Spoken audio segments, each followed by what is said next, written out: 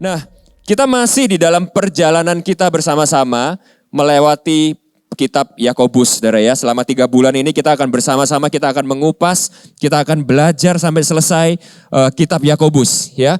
Hubungannya apa saudara ya dengan tema pusat kita ya? Tema pusat memberikan kepada kita tuh tema Godfidence, kepercayaan di dalam Tuhan. Nah, saya mungkin sekali lagi mengingatkan kepada kita bahwa tema sentral surat Yakobus itu adalah ini, saudara. Bagaimana iman kita itu diuji dan dibuktikan di dalam kehidupan nyata kita sehari-hari. Ya, jadi kalau saya boleh kasih judul kitab Yakobus versi saya ini saudara ya, versi saya bukan versi LAI saudara ya. Ini versi saya. Kalau saya boleh kasih judul kitab Yakobus, maka judul kitab Yakobus itu adalah Visible Faith atau Faith in Action. Iman yang kelihatan, iman yang terwujud di dalam tindakan nyata di dalam kehidupan kita sehari-hari. Jadi kalau saudara boleh tepuk-tepuk dadanya gini saudara, saudara katakan bersama dengan saya, iman saya harus membentuk siapa saya dan bagaimana saya hidup. Itu tema sentral kitab Yakobus. Jadi iman itu bukan sesuatu yang kita omongin doang. Saya orang Kristen, saya percaya Tuhan. Bukan saudara. Harus terbukti dan kelihatan dalam kehidupan nyata sehari-hari bahwa memang kita mempercayai Tuhan. Tuhan yang kita percaya. Seringkali kita berkata kita beriman kepada Yesus, tapi dalam kehidupan sehari-hari yang kita percaya siapa saudara? Uang. Yang kita percaya kekuatan kita sendiri. Yang kita percaya kemauan kita sendiri. Kehendak kita sendiri. Hawa nafsu kita sendiri. Itulah yang diajar dan ditegur oleh Yakobus di dalam kitabnya. Ya saudara ya. Bahwa iman itu harus membentuk siapa kita. Dan membentuk bagaimana kita hidup. Kepercayaan kita kepada Tuhan itu harus terlihat nyata di dalam kehidupan kita sehari-hari. Nah, sebulan kemarin di pasal pertama kita sudah belajar bagaimana iman itu mengajar kepada kita bagaimana kita tuh melihat kehidupan kita saat kita tuh melewati pergumulan dan pencobaan hidup.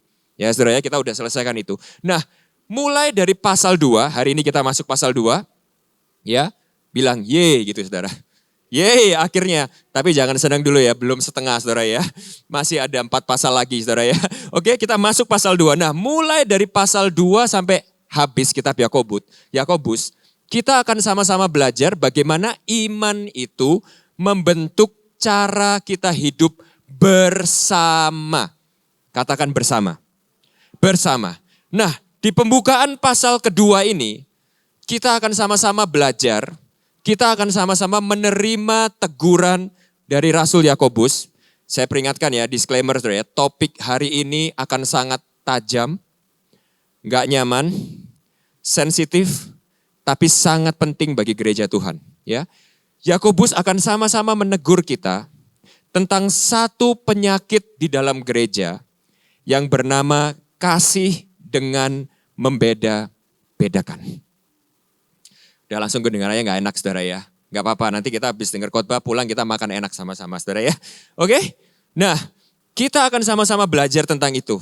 Kita sama-sama baca saudara ya. Yakobus 2 ayat 1 sampai 13. Saya kasih judul sharing saya hari ini adalah kasih sesuai dengan Injil. Yang kita akan lihat adalah teguran Yakobus bagaimana seringkali kasih kita di dalam gereja itu tidak sesuai dengan Injil. Kita akan sama-sama lihat ya. Yakobus 2 ayat 1 sampai 13. Saya akan baca ayat yang ganjil. Saudara bisa bantu saya baca ayat yang genap? Oke, let's do it ya. Yakobus 2 1 sampai 13. Saudara-saudaraku, sebagai orang yang beriman kepada Yesus Kristus. Sekarang sebelum lanjut saya tanya dulu, siapa di tempat ini yang beriman kepada Yesus Kristus? Angkat tangannya saudara. Semuanya ya pasti ya. Kalau kita nggak beriman kepada Yesus Kristus mungkin nggak di sini ya saudara ya hari ini ya, nggak di tempat ini, saudara nggak datang ke sini. Jadi ayat ini untuk kita semua. Senggol kanan kirinya, ini buat kamu dan buat aku, gitu saudara ya. Ini buat kita, bukan buat orang yang nggak percaya saudara ya. Ini buat kita orang-orang yang beriman kepada Yesus Kristus, buat gerejanya. Tuhan kita yang mulia, janganlah iman itu kamu amalkan dengan, garis bawahi, memandang muka, ayat kedua. Sebab jika ada seorang masuk ke dalam kumpulanmu dengan memakai cincin emas dan pakaian indah, dan datang juga seorang miskin ke situ dengan memakai pakaian buruk, dan kamu menghormati yang berpakaian indah itu dan berkata kepadanya, silahkan Tuan, duduk di tempat yang baik ini, sedangkan kepada orang yang miskin itu kamu berkata, berdirilah di sana, atau duduklah di lantai ini, dekat tumpuan di kakiku. Ayat 4. Di dalam hatimu dan bertindak sebagai hakim dengan pikiran yang jahat. Ayat 4 ini garis bawahi atau stabilo gitu saudara ya. Ayat kelima, dengarkanlah hai saudara-saudara yang kukasihi, bukankah Allah memilih orang yang dianggap miskin oleh dunia ini untuk menjadi kaya dalam iman dan menjadi ahli waris kerajaan yang telah dijanjikannya kepada barang siapa yang mengasihi dia? Ayat 6, telah menghinakan orang-orang miskin. Bukankah justru orang-orang kaya yang menindas kamu, yang menyeret kamu ke pengadilan? Ayat 7, bukankah mereka yang menghujat nama yang mulia, yang olehnya kamu menjadi milik Allah? Ayat 8, akan tetapi jikalau kamu menjalankan hukum utama yang tertulis di dalam kitab suci, kasihilah sesamamu manusia seperti dirimu sendiri, kamu berbuat baik. Tetapi jikalau kamu memandang muka, kamu berbuat dosa. Dan oleh hukum itu menjadi nyata bahwa kamu melakukan pelanggaran. Ayat 10. Seluruh hukum itu, tetapi mengabaikan satu bagian daripadanya, ia bersalah terhadap seluruhnya. Sebab ia yang mengatakan jangan bersinah, ia mengatakan juga jangan membunuh. Jadi jika kamu tidak bersinah tetapi membunuh, maka kamu menjadi pelanggar hukum juga. Ayat 12. Orang-orang yang akan dihakimi oleh hukum yang memerdekakan. 13 kita baca sama-sama. 1, 2, 3. Sebab penghakiman yang tak berbelas kasihan akan berlaku atas orang yang tidak berbelas kasihan. Tetapi belas kasihan akan menang atas penghakiman. Nah, hari ini kita akan membahas 3 hal. Yang pertama kita akan lihat apa masalahnya di sini dari ayat 1 sampai 4. Kedua, mengapa masalah ini sangat serius? Itu ada typo sedikit, maaf saudara ya. Harusnya itu mengapa masalah ini sangat serius dari ayat ke-5 sampai 11. Lalu yang ketiga, solusi atas masalah ini dari ayat ke-12 sampai 13. Kita akan sama-sama lihat dulu masalahnya di sini saudara ya. Saya bacakan sekali lagi buat saudara ya. Ayat 1 sampai 4. Saudara-saudaraku, sebagai orang yang beriman kepada Yesus Kristus, Tuhan kita yang mulia, janganlah iman itu kamu amalkan dengan memandang muka. Sebab jika ada seorang masuk ke dalam kumpulanmu dengan memakai cincin emas dan pakaian indah, dan datang juga seorang miskin ke situ dengan pakaian buruk, dan kamu menghormati yang berpakaian indah itu, dan berkata kepadanya, silahkan Tuan, duduk di tempat yang baik ini, sedang kepada orang miskin itu kamu berkata, berdirilah di sana, atau duduklah di lantai ini, dekat tumpuan kakiku.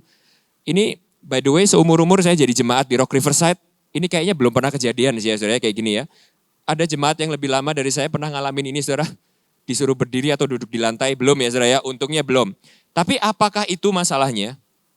Apakah artinya kalau kita nggak melakukan ini, ayat ini nggak jadi teguran buat kita? Nah kita akan sama-sama bahas saudara, karena yang penting itu adalah ayat 4-nya. Berkata seperti ini, bukankah kamu telah membuat pembedaan di dalam hatimu dan bertindak sebagai hakim dengan pikiran yang jahat? Apa sih maksudnya? Nah sebelum mulai, saya tadi kepikiran aja gitu saudara, sebelum saya sampaikan firman ini, saya tiba-tiba kepikiran seperti ini saudara. Di minggu pertama pada waktu kita belajar kitab Yakobus saudara, kita sudah belajar bahwa kitab Yakobus ini ditulis kepada gereja yang isinya itu adalah orang-orang Yahudi, yang mereka itu sedang di masa perantauan, tersebar kemana-mana, terpisah-pisah, tercerai-berai, karena mereka itu menghadapi penganiayaan yang luar biasa. Jadi kita tahu bahwa surat Yakobus ini ditulis oleh Yakobus kepada jemaat yang hidup di dalam penderitaan yang luar biasa. Penganiayaan. Ada di antara mereka tuh yang hidup di dalam kemiskinan, ada di antara mereka tuh yang hidup kehilangan anak istrinya, terpisah dari orang yang dikasihinya. Nah, yang tiba-tiba muncul dari pikiran saya itu adalah seperti ini. Di tengah-tengah kondisi seperti itu, Yakobus masih memilih untuk membahas tentang bagaimana kita hidup di dalam gereja. Apa yang kita bisa pelajari di sini, saudara? Perhatikan baik-baik ya, saudara. Gereja itu penting buat Tuhan. Kita dulu sering dengar bahwa iblis itu suka sekali menyerang rumah tangga. Kita sering dengar itu ya. Tapi saudara sadari nggak hari-hari ini, iblis itu juga sering banget menyerang gereja, saudara. Dan hari ini kita bisa belajar bahwa gereja merupakan suatu dan selalu menjadi topik yang paling penting buat Tuhan. Dan Tuhan membenci segala sesuatu yang bisa menyebabkan perpecahan di dalam gereja. Jadi izinkan saya memulai dengan sebuah exhortation ini ya saudara ya. Bahwa gereja itu penting buat kehidupan kita. Iman kekristenan itu tidak mungkin terpisah daripada kehidupan bersama di dalam gereja. Jadi kalau ada di antara saudara yang hari ini, di dalam kehidupan iman saudara, saudara struggling dengan gereja, jangan nyerah saudara, fight for it. Never give up on church. Kenapa? Because God never give up on church. Dan kalau ada di antara saudara di sini yang pasangan muda seperti saya, suami istri muda seperti saya, dan kita punya anak-anak kecil saudara ya. Dari kecil, salah satu pelajaran yang paling penting dan warisan rohani yang paling penting yang kita bisa berikan kepada anak-anak kita adalah kehidupan bergereja. Seringkali orang tua bingung, bilang kepada gereja, kenapa anakku sekarang udah gak mau ke gereja lagi? Gereja kurang gini, gereja kurang gitu, gereja kurang gini, anakku remaja udah gak mau ke gereja lagi. Saya gak belain gereja, seakan-akan gereja itu gak ada salah ya saudara ya. Cuman kita lebih encourage orang tua dari usia anak muda. Kita harus sudah ajar kepada anak kita akan betapa pentingnya kehidupan bergereja. Kita seringkali kalau anak kita ujian sekolah, pusingnya minta ampun kan. Saya lihat ya beberapa orang tua tuh kalau udah masa ujian tuh udah kayak masa penganiayaan gereja mula-mula gitu saudara ya. Wah bingung, anakku harus les ini, anakku harus les itu, harus gini, harus gitu. Saya setuju sekolah itu penting sekali saudara. Tapi jangan lupa bahwa bergereja itu mungkin saudara, menurut saya mungkin jauh lebih penting daripada pendidikan akademi di dunia ini saudara. Saya juga nggak bilang di sini lebih mentingin gereja buat anak kita daripada sekolah, bukan. Tapi punyakah urgensi pada diri kita untuk menanamkan pentingnya hidup di dalam bergereja ini bagi anak-anak kita. Oleh sebab itu kenapa kita sangat concern sekali saudara dengan sekolah minggu kita, dengan pendidikan remaja anak-anak kita. Karena Alkitab sepertinya sepakat dengan kita bahwa gereja itu merupakan suatu hal yang sangat penting. Ya, iblis selalu lewat masalah dan pergumulan berusaha merusak gereja. Tetapi Alkitab selalu menunjukkan kepada kita bahwa hati Tuhan adalah untuk selalu melindungi dan menyatukan gereja. Nah, oke, sekarang kita masuk ke topik kita ya saudara ya, masuk ke topik kita. Nah, apa sih sebenarnya masalah yang terjadi di dalam gereja yang dipimpin oleh Yakobus ini saudara ya. Nah, kita harus membaca ayat 1-4 ini dengan kacamata kalau seperti kita ini pergi ke dokter saudara ya. Saya kasih sebuah ilustrasi. Kalau saudara itu suatu hari merasa gak enak badan, saudara itu pergi ke dokter ya. Yang saudara bilang ke dokternya itu apa saudara? Biasa apa saudara yang kita kasih tahu ke dokternya? Yang kita kasih tahu adalah gejalanya, benar saudara ya. Jangan sampai ada di antara kita tuh yang kita datang ke dokter, dokternya langsung kita kasih tahu saya sakit ini dok. Bukan ya saudara ya.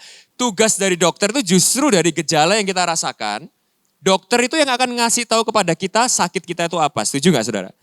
Kita nggak tiba-tiba bahasa Ibrani itu ujuk-ujuk gitu ya saudara ya. Ujuk-ujuk datang kepada dokter lalu kita bilang sama dokter, dokter saya yakin saya ini sekarang sakit kanker prostat. Kita nggak bilang gitu saudara ya. Itu tugasnya dokter untuk menentukan penyakit kita sebenarnya apa. Oke? Kita datang kepada dokter itu ngasih tahu gejalanya. Dokter, saya sakit kepala, badan saya lemas. Kira-kira kemungkinan diagnosanya apa? Berbeda-beda. Kemungkinan saudara anemia, kurangan sel darah bisa. Kemungkinan juga saudara mungkin GERD-nya kambuh. Jadi kepala saudara pusing, badan saudara lemas. Bisa. Atau kemungkinan lagi kolesterol saudara lagi naik. Makanya kepala saudara sakit, badan saudara lemas. Bisa saudara ya. Tapi gini saudara ya. bahwa gejala itu penting. Tapi untuk mengetahui penyakit sebenarnya, diagnosa sebenarnya, itu jauh lebih penting. Oke? Nah, pada waktu saudara baca ayat 1-4 ini saudara, gejalanya itu adalah ini. Yang terjadi di dalam gereja Yakobus itu adalah gini. Pada waktu ada orang kaya datang ke gerejanya Yakobus, ya, orang kaya ini diperlakukan dengan spesial. Disuruh duduk di depan. By the way di gereja ini, bangku yang di depan ini bukan untuk VIP atau pendeta saudara ya. Saudara kalau mau duduk di depan boleh saudara. Ini bukan untuk pendeta atau VIP. Dan ini kalau di depan ini ada minuman, permen, ini bukan karena kita VIP saudara ya. Karena untuk pembicara. Tenggorokan kering saudara ya. Tapi kalau ada saudara yang di belakang sana haus bener gak tahan pengen minum saudara bisa ambil. Pesan saya cuma satu, sisain buat yang berbicara saudara ya. Jangan dihabisin, gitu aja. Gak ada VIP di tempat ini. Gak ada yang tasnya dibawain, parkirnya khusus, gak ada saudara ya. Oke, nah tapi di gereja Yakobus itu yang terjadi. Jadi pada waktu orang-orang kaya itu datang, dikasih tempatnya itu yang bagian yang AC-nya paling dingin. Mungkin kalau zaman itu udah ada sound system tuh dia ukur tuh pakai alat. Sudut ini tuh yang soundnya paling enak Pak. Bapak harus duduk di tempat ini. Wah. Tapi begitu ada orang miskin datang. Dan parahnya lagi mereka menghakimi miskin apa enggak tuh dari bajunya, dari kelihatannya. Disuruh berdiri saudara. Kamu enggak boleh. Pak Rudi duduk di depan. Pak Jerry kamu di belakang, berdiri. Pak Nathan duduk di bawah. Itu yang terjadi di gerejanya Yakobus saudara. Nah sekilas dengan gejala ini, kalau kita lihat itu doang, kita akan merasa ini problemnya adalah materialisme. Ini gereja yang hedon, materialisme. Isinya borju-borju. Mungkin gitu ya seperti itu saudara ya. Saya nggak bilang itu bukan masalah yang serius ya. Tapi kalau saudara lihat, ternyata diagnosanya masalah sebenarnya itu bukan cuma sekedar materialisme. Masalah utamanya itu adalah ini, di ayat ke-1, Yakobus bilang, janganlah imanmu itu kamu amalkan dengan memandang muka. Apa itu? Kita akan belajar itu ya. Dan alasan mereka itu memandang muka adalah ini. Di dalam hati mereka, mereka membuat pembedaan dan bertindak sebagai hakim dengan pikiran yang jahat.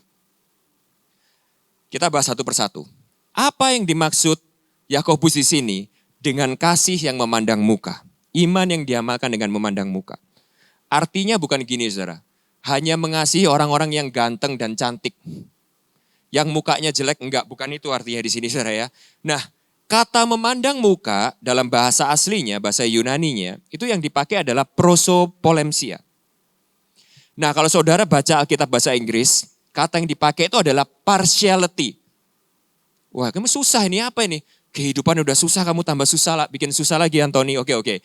Artinya gini saudara, kalau saya pakai bahasa sehari-hari ya saudara ya, artinya gini, membeda-bedakan atau pilih kasih. Itu artinya. Nah, membeda-bedakan dan pilih kasih seperti apa yang dimaksud di sini? Nah, ini pentingnya kita harus ngerti konteks tradisi dan culture orang Yahudi pada zaman itu. Saudara harus tahu gini saudara, pada zaman di mana Yakobus itu melayani, orang-orang Yahudi di zaman itu punya sebuah tradisi yang percaya seperti ini. Bahwa orang itu semakin kaya, itu artinya orang itu semakin benar dan semakin diberkati Tuhan. Dengan kata lain saudara ya, kalau ada orang kaya datang ke gereja, ini yang rohani. Tapi kalau ada orang yang gak kaya datang ke gereja, ini orang berdosa. Gak diberkati Tuhan, gak layak untuk duduk di depan. Nanti malah mengganggu urapan Tuhan turun. Duduknya di belakang. Itu yang terjadi saudara. Nah kalau saudara ingat suatu hari Tuhan Yesus, ini Tuhan Yesus ya, pernah ketemu seorang pemuda yang kaya, ya lalu seorang pemuda kaya ini bilang kepada Tuhan Yesus, Guru, apa yang harus aku lakukan untuk aku ini bisa masuk ke dalam kerajaan sorga? Lalu Tuhan Yesus bilang, kamu sudah mentaati semua hukum Taurat itu, jangan membunuh, jangan mencuri, jangan berzina, hormatilah kedua orang tuamu, sudah. Semuanya itu sudah aku lakukan. Ya, saudara ingat itu ya. Lalu Tuhan Yesus bilang, kamu cuma kurang satu. Jual seluruh hartamu, lalu pergi ikut aku. Ingat itu saudara? Lalu apa yang terjadi? Pemuda kaya ini dengan sedih pergi meninggalkan Yesus. Nah, tapi poin pentingnya itu di sini kalau saudara ingat. Ada suatu bagian cerita. Setelah itu terjadi, Yesus berkata seperti ini. Itulah sebabnya mengapa orang kaya sukar masuk ke dalam surga. Lebih mudah seekor onta masuk kepada lubang jarum daripada orang kaya masuk ke dalam kerajaan surga. Nah kalau saudara perhatikan ya, kalau nggak salah di ayat 24 atau 25-nya, setelah Tuhan Yesus itu ngomong seperti itu, yang terjadi adalah gini, maka gemparlah seluruh murid Yesus dan orang-orang yang mendengar perkataan itu.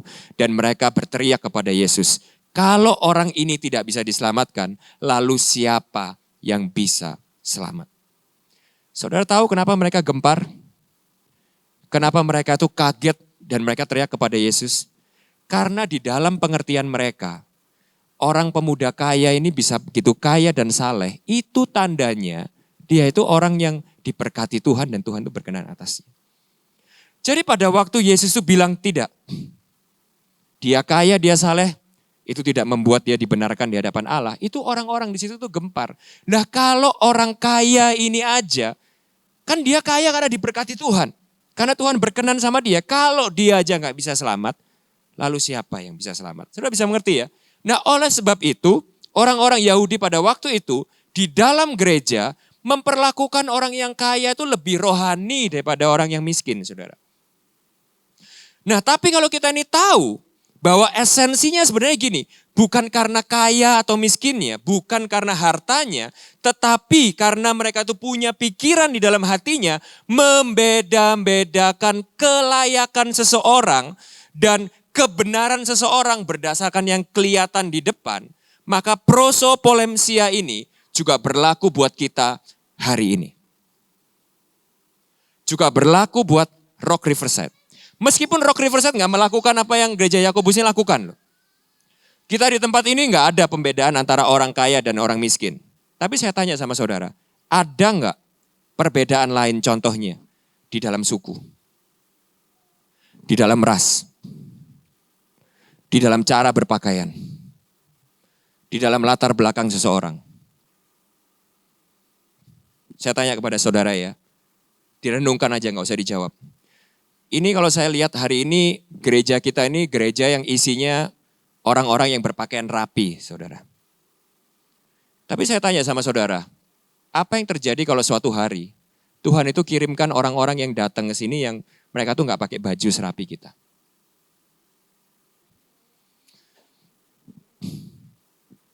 Mungkin dulunya kerja di nightclub, datang ke gereja masih pakai pakaian-pakaian yang nggak serapi kita mungkin. Mungkin tadinya anak-anak nakal, saudara. Belum punya duit untuk beli baju yang lebih rapi. Datang ke gereja pakai baju sobek-sobek, pakai kaos oblong. Pertanyaannya saya adalah gini, bagaimana kita melihat mereka? Tato gak tato? Saudara saya kasih tahu ya, kalau hal itu tuh terjadi di luar sana, di dalam gereja hal itu tidak boleh terjadi. Kenapa saudara? Karena gereja harus menjadi tempat yang membuktikan bahwa iman kita membuat perbedaan yang sangat besar di dalam kehidupan kita.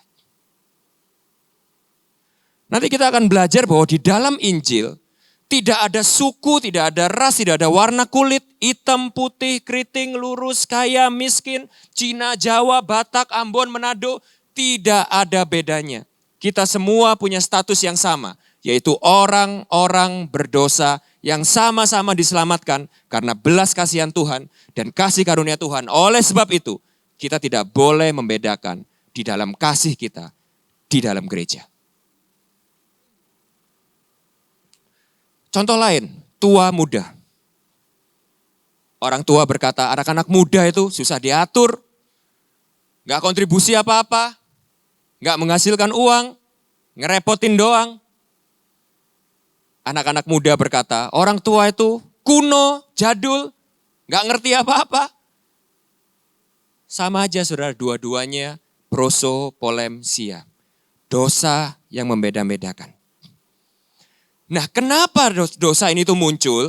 Yakobus memberikan kepada kita diagnosanya. Itu karena di dalam hati kita, kita membedakan kelayakan seseorang di dalam menerima kasih Tuhan. Ada sebuah kesombongan, ada sebuah perasaan self-righteous yang kita merasa kita lebih benar, kita lebih layak, Kalau kita bisa ada seperti bagaimana kita hari ini, itu karena kita lebih layak, kita lebih beda, kita lebih hebat daripada orang lain. Nah yang saya mau saudara itu perhatikan begini saudara ya. Yang disoroti Yakobus di sini, itu bukan mereka itu punya problem tidak mengasihi orang lain. Bukan itu yang disorot. Kalau saudara itu perhatikan. Tapi yang disorot Yakobus di sini adalah ini. Mereka hanya mengasihi orang-orang yang tertentu sesuai dengan kriteria yang mereka mau. Itu problemnya. Dan kalau saya boleh maju satu langkah lagi lebih tajam saudara ya.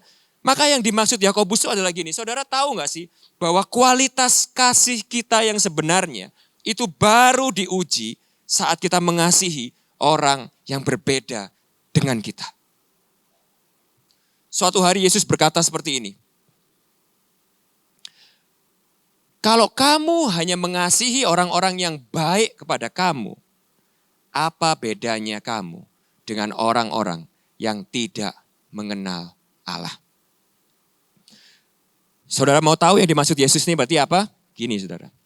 Kalau hari ini saudara itu merasa saudara beriman kepada Yesus. Kalau hari ini saudara itu merasa saudara itu orang baik. Kalau hari ini saudara itu merasa saudara adalah orang yang punya kasih. Tunggu dulu. Kasih itu harus dibuktikan di dalam saudara mengasihi orang-orang yang berbeda dengan saudara. Jadi di dalam teguran Yakobus ini, semua kena saudara. Yang kaya, tegurannya buat Anda dan buat saya dan buat kita semua. Kalau kita merasa sombong karena kekayaan kita, dan kita membeda-bedakan orang lain berdasarkan kelayakan dan kehebatan mereka karena kesombonganmu, bertobatlah. Tetapi, bukan cuma orang kayanya dong yang kena saudara. Tapi kalau hal yang sama misalnya saudara ya, kita adalah orang yang tidak kaya. Lalu kita menghakimi orang kaya dan kita berkata seperti ini, orang kaya itu pasti sombong. Orang kaya itu pasti angkuh. Jangan bergaul sama mereka. Mereka itu seenaknya sendiri. Maka prosopolemsia ini juga berlaku bagi saudara. Karena saudara sama-sama membedakan kasih di dalam gereja. Yang menghalangi itu gereja itu bisa satu. Kalau saudara adalah orang ras tertentu, suku tertentu. Lalu saudara merasa suku saudara, ras saudara itu lebih superior daripada suku orang lain. Maka prosopolemsia ini berlaku bagi saudara. Kalau saya boleh lanjut lagi. Satu step lebih tajam lagi. Apa yang dimaksud Yakobus pada waktu dia bilang, bukankah kamu telah membuat pembedaan di dalam hatimu dan bertindak sebagai hakim dengan pikiran yang jahat? Perhatikan ini saudara ya.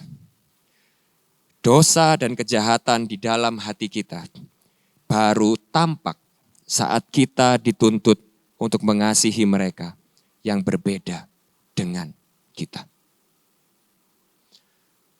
Dosa kejahatan apa ini? Ton, kamu ini pagi-pagi bikin suasana gak enak.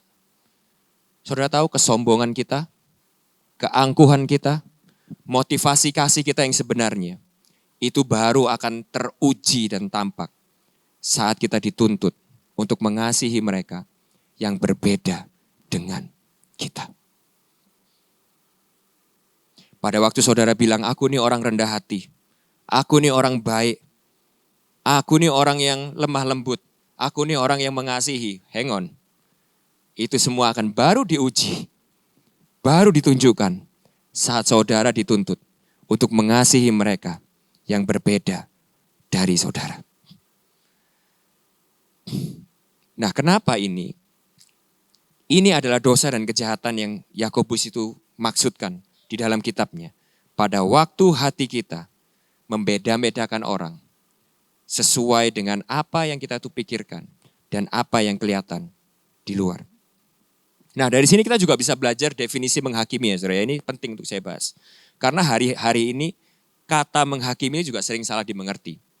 Saudara harus mengerti bahwa tidak menghakimi seseorang itu bukan berarti kalau salah nggak ditegur. Itu harus tahu saudara ya. Karena sekarang ini di zaman yang soft, terutama generasi Z gitu ya. Kita menegur kesalahan seorang langsung cepat-cepat, jangan menghakimi. Jangan menghakimi, bukan di situ. Kalau saudara baca Alkitab, Alkitab penuh dengan teguran saudara. Jadi kalau saudara nggak suka teguran, jangan baca Alkitab. Karena Alkitab itu penuh dengan teguran. Dan perintah untuk kita tuh saling menegur, saling mengingatkan, saling menyelamatkan orang yang tersesat, saling mengingatkan saudara-saudara kita yang lagi jatuh dalam dosa. Jadi menghakimi itu bukan artinya kita nggak boleh menegur atau menyatakan kesalahan. Tapi yang dimaksud menghakimi di sini itu adalah gini, sebuah sikap hati yang kita itu merasa dosa orang lain itu lebih besar daripada dosa kita, saudara. Sehingga kita tuh membeda-bedakan nilai seseorang berdasarkan ukuran kita. Jadi kalau saudara baca tadi ya di ayat 10 sampai 11, Yakobus kan berkata seperti ini, bukankah yang bikin hukum itu adalah Tuhan yang sama? Tuhan yang bikin hukum jangan membunuh juga bikin hukum jangan bersinah. Jadi kalau kamu nggak membunuh tapi kamu bersinah, dosamu itu sama. Karena apa? Karena kita tuh sering kayak gini loh saudara. Pada waktu kita tuh melihat dosanya orang lain, dosanya Kak Jeff itu ya, parah. Dosanya A, B, C, D, E. Itu tuh yang penting, layak dihukum Tuhan tuh, harus dibenerin. Di saat yang sama saya tuh lupa bahwa di diri saya itu ada dosa G, H, I, J, K, L, M, N. Tapi yang sering kali terjadi adalah kita begitu cepat dalam melihat dosanya orang lain, tapi kita tuh begitu sabar terhadap dosa kita sendiri. Saudara bisa? Ini penting ya, ingetin saya saudara ya, ingat-ingat apa yang saya bilang tuh. Injil mengajarkan kepada kita untuk cepat-cepat kritis terhadap dosa kita sendiri dan sabar terhadap dosa orang lain. Jangan kebalik saudara. Kalau orang gereja sukanya gimana? Cepat kritik sama dosanya orang lain, sabar sama dosa sendiri. Kebalik saudara. Kebalik. Itu bukan bagaimana Alkitab mengajar. Alkitab tuh mengajar kalau sama dosa kita sendiri, kita harus kritis. Kita harus cepat bertobat. Kita harus cepat sadar. Tapi untuk dosanya orang lain, kita harus lebih sabar. Lebih bermurah hati. Karena kalau enggak, ini adalah dosa dan kejahatan di mata Tuhan. Nah, mengapa masalah ini serius, saudara ya? Mengapa masalah ini serius? Saya akan bacakan buat saudara, ayat ke-5 sampai 11. Dengarkanlah hai saudara-saudara yang kukasihi, bukankah Allah memilih orang-orang yang dianggap miskin oleh dunia ini untuk menjadi kaya dalam iman dan menjadi ahli waris kerajaan yang telah dijanjikannya kepada barang siapa yang mengasihi dia. Tetapi kamu telah menghinakan orang-orang miskin. Bukankah justru orang-orang kaya yang menindas kamu dan yang menyeret kamu ke pengadilan? Bukankah mereka yang menghujat nama yang mulia yang olehnya kamu menjadi milik Allah? Jadi tadi kan saya sudah jelaskan. Mereka pada zaman itu tuh mengira bahwa orang kalau semakin kaya itu semakin rohani, semakin diberkati. Di sini Yakobus bilang belum tentu. Kamu buta ya, sampai kamu gak bisa melihat bahwa orang-orang kaya ini gak semakin rohani. Kekayaan itu bukan tanda kerohanian. Saudara, akan tetapi jika kamu menjalankan hukum utama, garis bawah itu saudara ya, yang tertulis di dalam kitab suci, kasihilah sesamamu manusia seperti dirimu sendiri. Kamu berbuat baik. Tetapi jikalau kamu memandang muka, prosopolemsia, membeda-bedakan, memilih-milih, kamu berbuat dosa. Dan oleh hukum itu menjadi nyata bahwa kamu melakukan pelanggaran. Sebab barang siapa menuruti seluruh hukum itu, tetapi mengabaikan satu bagian daripadanya, ia bersalah terhadap seluruhnya. Sebab ia yang mengatakan jangan bersinah, ia mengatakan juga jangan membunuh. Jadi jika kamu tidak bersinah, tetapi membunuh, maka kamu menjadi pelanggar hukum juga. Ada dua alasan dari ayat yang kita baca ini, mengapa masalah ini itu sangat serius. Mengapa kasih yang membeda-bedakan di dalam gereja itu adalah masalah yang serius. Yang pertama saudara ya, karena sikap ini berlawanan dengan hakikat iman Kristen.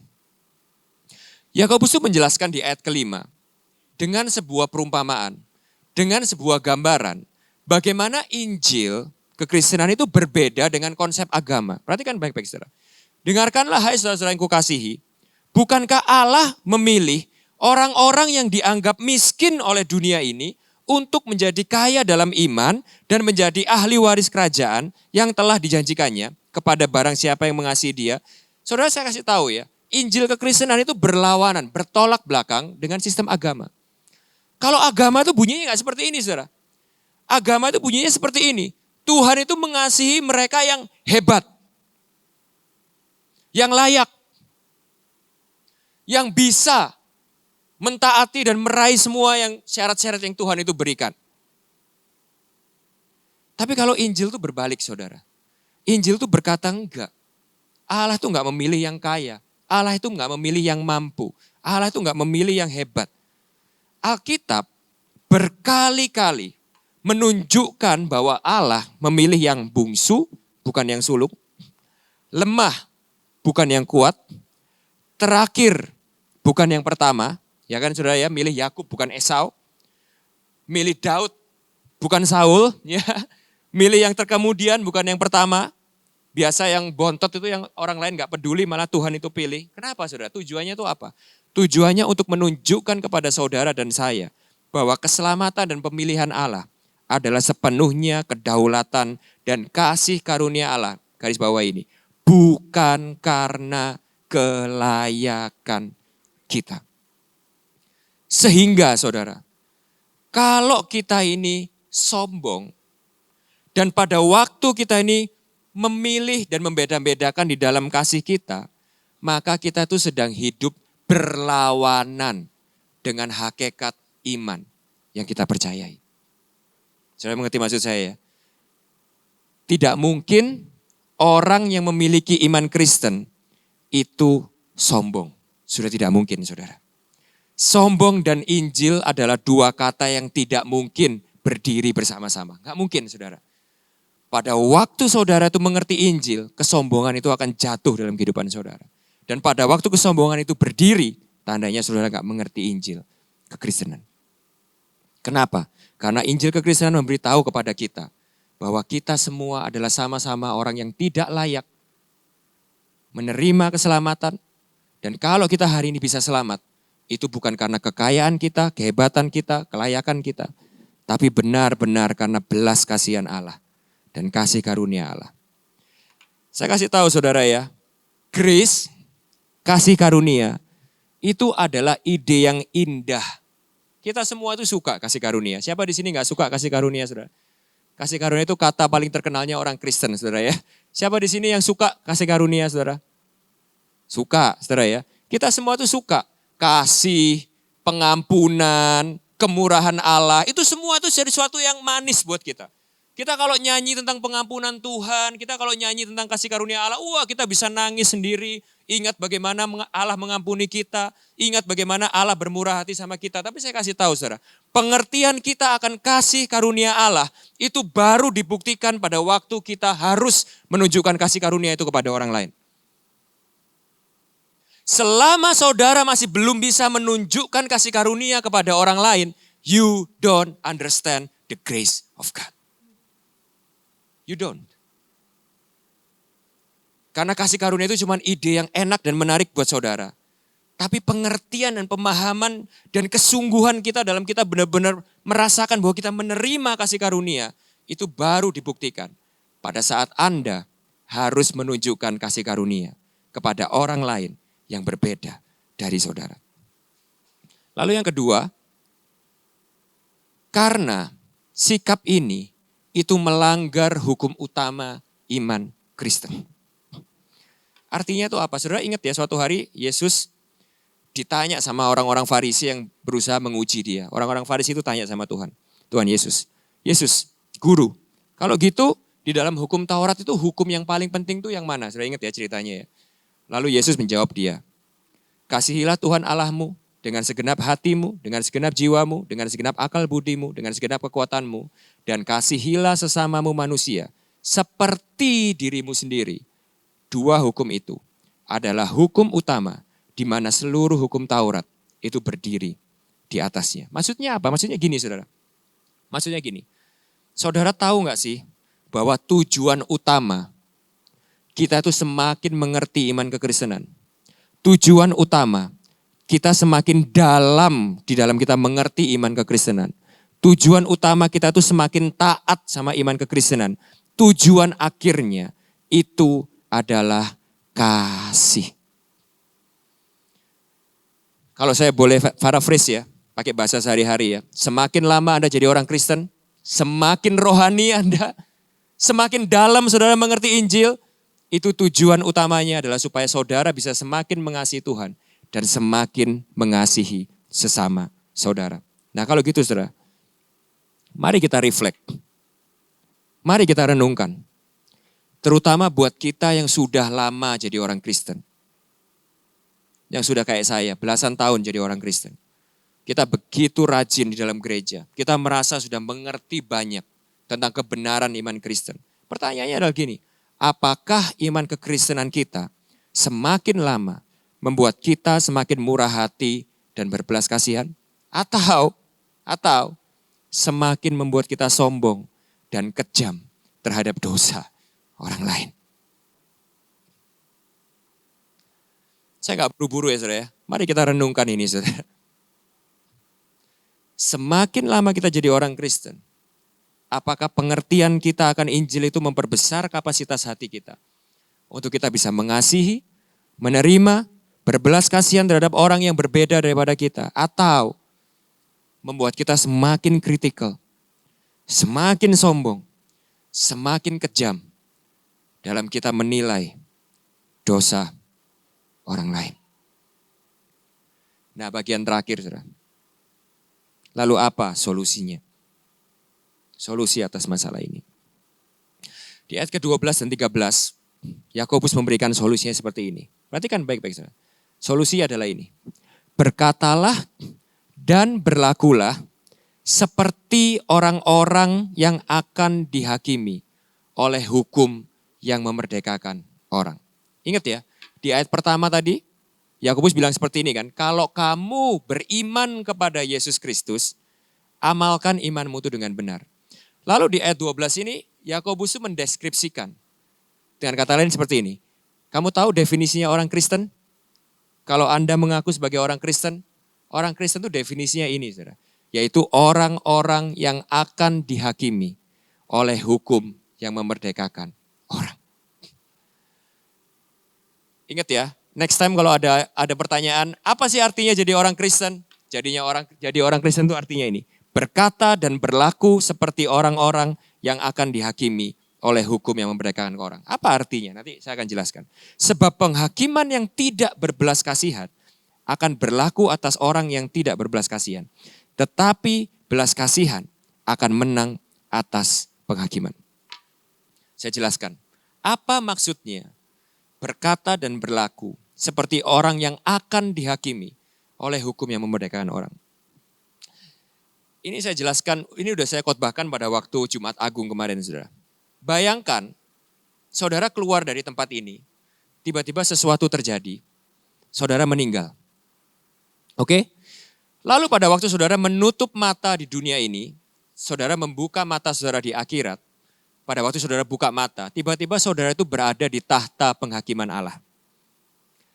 Kalau saudara baca kitab Wahyu saudara ya, di situ duduk Allah Bapa, di sebelahnya anak domba Allah itu ya Yesus. Lalu kita semua itu akan mempertanggungjawabkan segala kehidupan kita. Oke? Lalu Tuhan akan membuka kitab itu ya saudara, kehidupan. Tahu ya ceritanya. Nah sekarang pertanyaan saya adalah gini. Pada waktu saudara itu nanti membuka mata di hadapan tahta penghakiman Allah. Kira-kira menurut saudara, apa yang bisa membuat saudara itu menang di dalam persidangan ini saudara? Victor. Wah, penghakiman Allah. Kasih alasan. Ya, kalau suka nonton film drama pengadilan kan gitu ya saudara. Ada prosecutor, ada advokatnya gitu ya saudara ya. Victor, kasih alasan. Kenapa engkau itu bisa dibenarkan dan masuk ke dalam? Kira-kira menurut saudara itu jawabannya apa saudara? Saya kan singer pak gitu. Saya kan jemaat Rock Riverside. Saya udah ikut kelas pakat. Saya udah ikut kelas believers. Udah ikut kelas discipleship. Saya ini gembala komsel loh. Saya sudah melayani Tuhan. Saya sudah berbuat baik. Kira-kira jawaban itu saudara yang bisa bikin saudara itu masuk? Enggak saudara. Satu-satunya alasan yang bisa bikin kita tuh lolos dari tahta penghakiman itu adalah karena ada hukum yang memerdekakan orang. Hukum apa itu saudara? Hukum kasih karunia. Jadi alasan setiap kita, enggak peduli ras saudara apa, enggak peduli suku saudara apa, enggak peduli background keluarga saudara itu apa, Gak peduli saudara kaya atau miskin. Gak peduli rambut saudara itu keriting atau lurus. Gak peduli kulit saudara itu hitam atau putih. Yang membuat kita itu sama adalah kita itu sama-sama lolos penghakiman ini. Karena kita sama-sama menerima belas kasihan dan kemurahan Allah. Itu yang menyamakan kita. Dan di sini Yakobus bilang, kalau kita mengerti bahwa itulah iman kepercayaan kita. Bahwa itulah Injil yang kita terima. Bahwa kita itu diselamatkan bukan karena kehebatan kita. Bukan karena kelayakan kita. Tapi karena kasih karunia Tuhan yang luar biasa. Berkatalah dan berlakulah seperti itu. Sebab orang yang tidak berbelas kasihan hukum yang tidak berbelas kasihan akan berlaku atas orang yang tidak berbelas kasihan. Tetapi belas kasihan akan menang atas penghakiman. Saya tutup dengan sebuah perumpamaan. Suatu hari Yesus memberikan sebuah cerita. Ada seorang raja yang memiliki seorang hamba yang utang begitu banyak kepada raja ini. Sudah ingat ceritanya ya. Lalu hamba ini datang kepada raja dan bilang, memohon, Raja, ampunilah aku. Aku gak bisa bayar utangku. Berapa utangmu? Anggap pakai bahasa sekarang, 100 M. Aku gak punya uang, aku gak punya apapun yang aku bisa lakukan untuk aku membayar utang ini. Saudara ingat apa yang dilakukan rajanya? Raja itu berbelas kasihan kepada hambanya itu. Lalu mengampuni utangnya. Dia bilang, pergi. Hutangmu sudah bebas. Aku mengampuni engkau, pergi. Apa yang terjadi saudara? Hamba ini dengan riang loncat-loncat nyanyi-nyanyi. Woi Tuhan Yesus baik, tereret, tereret gitu ya. Tuhan Yesus baik, tereret, tereret gitu ya. Bersuka cita, terima kasih Raja. Engkau luar biasa, engkau begitu baik. Engkau memberikan aku kasih karunia yang luar biasa. Dia pergi dengan sukacita karena utangnya itu dilepaskan. Tapi gak begitu lama saudara ya. Di dalam perjalanan dia pulang, hambanya ini ketemu temannya. Yang hutang jauh lebih sedikit daripada utang dia kepada raja. Saudara ingat ceritanya apa yang terjadi? Dia ancam temannya. Dia pukulin temannya, dia bilang awas lu gak bayar utang gua hajar, gua masukin penjara. Ingat ya ceritanya saudara ya. Nah setelah itu, Yesus berkata seperti ini. Maka raja itu memanggil hamba yang jahat itu. Dan berkata kepadanya, hamba yang jahat. Ini peringatan loh buat kita saudara. Kalau kita membeda-bedakan di dalam kasih kita kepada orang.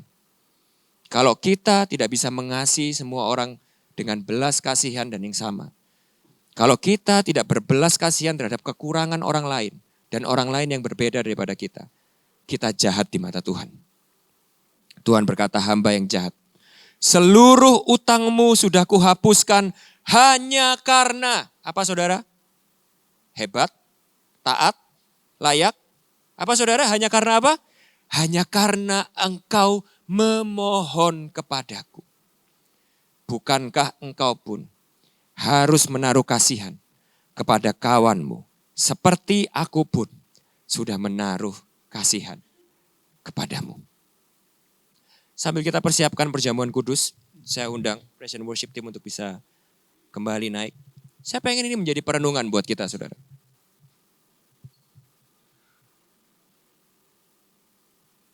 Saya ingin ini jadi perenungan buat kita.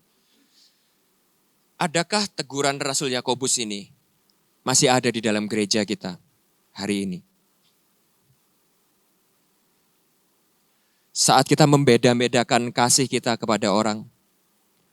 Saat kita tuh sulit mengasihi kelompok orang tertentu karena perbedaan dari kita. Dan perbedaan itu membuat hati kita, di dalam hati kita yang dalam. Kita merendahkan mereka, kita menghakimi mereka. Saya tanya sama saudara ya, kita beberapa bulan yang lalu merenungkan tema amanat agung. Di mana gereja dipanggil untuk memenangkan jiwa-jiwa. Menjadikan seluruh bangsa murid Kristus. Amin saudara? Saudara percaya itu? Saya tanya kepada saudara, apa yang akan kita lakukan kalau tiba-tiba Tuhan itu kirim kaum LGBT datang ke sini saudara? Apa yang akan saudara itu lakukan dan saudara itu lihat pada waktu Tuhan itu mengirim waria-waria itu datang untuk datang ke ibadah bersama-sama dengan kita. Datang ke komsel saudara. Apa yang akan kita lakukan kalau Tuhan itu kirim bekas pengguna narkoba, bekas kriminal, orang-orang yang gak nyaman buat kehidupan saudara. Apa yang akan kita lakukan kalau anak-anak kita diroket, memenangkan teman-teman mereka itu yang nakal saudara, untuk masuk ke dalam komunitas kita? Siapkah hati kita? Siapkah kita menerima mereka? Apa yang kita lakukan kalau gereja ini semakin diisi oleh orang-orang yang berbeda dengan kita? Saudara, saya harus ngomong gini ya, kenapa ya? Karena dulu sering kan saudara ya, kita bilang seperti ini, gereja ini sudah gak sama seperti dulu. Banyak orang-orang yang gak sama aku. Berbeda, kita gak cocok. Justru itulah di mana gereja itu jadi saksi bahwa kasih Kristus itu berbeda daripada dunia saudara. Injil itu harus terbukti di mana Injil itu merubah hati kita. Dan di dalam gereja, orang yang percaya, orang yang menerima Injil itu bisa saling mengasihi satu sama lain terhadap orang-orang yang kalau di luar sana tanpa Injil itu impossible untuk bisa saling mengasihi satu sama lain. Kalau kasih kita di dalam gereja sama dengan kasih orang-orang di luar sana, apa bedanya saudara? Bagaimana kita bisa yakin bahwa Injil itu sudah menyelamatkan kita dan merubah hati kita? Bagaimana kita bisa bilang kita sama seperti Kristus? Sekali lagi, kualitas iman kita, kualitas kasih kita, kualitas tanda bukti Injil itu sudah merubah hati kita. Itu adalah pada waktu kita dituntut untuk mengasihi mereka yang berbeda daripada kita. Injil itu baru terbukti saat yang kuat berbelas kasihan dan mengasihi yang lemah. Roma 5. Mari kita tutup dengan sama-sama membaca quote ini ya saudara ya. Saudara bisa baca di dalam hati, saya akan bacakan bagi saudara. Sambil kita persiapkan hati kita untuk perjamuan kudus. Injil membuat orang-orang yang seharusnya sulit dipersatukan dapat saling mengasihi satu sama lain dan dipersatukan bukan karena kesamaan suku, ras, politik, sosial ekonomi, atau kalau zaman kita sekarang hobinya sama, seleranya sama, bukan saudara. Kalau gereja cuma satu karena alasan itu kita nggak ada bedanya sama orang di luar sana, nggak ada bedanya, sama saudara. Tapi umat Kristen harus dapat bersatu. Karena apa? Karena kita sadar bahwa kita semua sama-sama diselamatkan oleh juru selamat yang sama. Karena alasan yang sama dan memiliki hutang yang sama untuk saling mengasihi demi Kristus Yesus, Tuhan dan juru selamat kita. Mari kita sama-sama berdoa. Biarlah firman-Mu ini yang menegur, mengajar, mendidik, mengkalibrasi ulang hati kami. Sehingga benar-benar Tuhan, kami bisa hidup sebagai gereja yang alkitabiah. Gereja yang Engkau tuh inginkan. Gereja yang Engkau kehendaki sesuai di dalam firman-Mu. Di mana kami bisa saling mengasihi satu sama lain. Bukan karena kecocokan. Bukan karena kami suka enggak suka. Bukan karena kesamaan suku, ras, hobi dan sebagainya. Tapi benar-benar karena kita sadar. Kita menerima Injil yang sama. Diselamatkan karena belas kasihan dan kasih karunia yang sama. Oleh sebab itu, kami bisa saling mengasihi untuk menunjukkan ini adalah kasih yang kami terima dari juru selamat kami. Amin. Terima kasih. Mari kita sama-sama bangkit berdiri. Kita persiapkan hati untuk perjamuan kudus. Saya akan bacakan satu firman buat saudara untuk perjamuan kudus kita pada pagi hari ini. Yaitu dari Filipi 2 ayat 5 sampai 11. Sampai kita persiapkan roti di tangan kanan kita. Beginilah firman Tuhan. Hendaklah kamu mungkin kita ganti kita ya saudara ya. Hendaklah kita dalam hidup kita bersama menaruh pikiran dan perasaan yang terdapat juga dalam Kristus Yesus. Mau ini jadi doa kita pada pagi hari ini saudara? Bahwa dalam hidup kita bersama kita gak pakai pikiran kita sendiri. Kita gak pakai perasaan kita sendiri. Tapi kita pakai pikiran dan perasaan yang terdapat di dalam juru selamat kita. Yang apa saudara? Yang walaupun dalam rupa Allah, tidak menganggap kesetaraan dengan Allah itu sebagai milik yang harus dipertahankan. Melainkan telah mengosongkan dirinya sendiri dan mengambil rupa seorang hamba dan menjadi sama dengan manusia. Dan dalam keadaan sebagai manusia, ia telah merendahkan dirinya dan taat sampai mati, bahkan sampai mati di kayu salib demi saudara dan saya. Itulah sebabnya Allah sangat meninggikan dia dan mengaruniakan kepadanya nama di atas segala nama, supaya dalam nama Yesus bertekuk lutut segala yang ada di langit dan yang ada di atas bumi dan yang ada di bawah bumi, dan segala lidah mengaku Yesus Kristus adalah Tuhan, bagi kemuliaan Allah Bapa.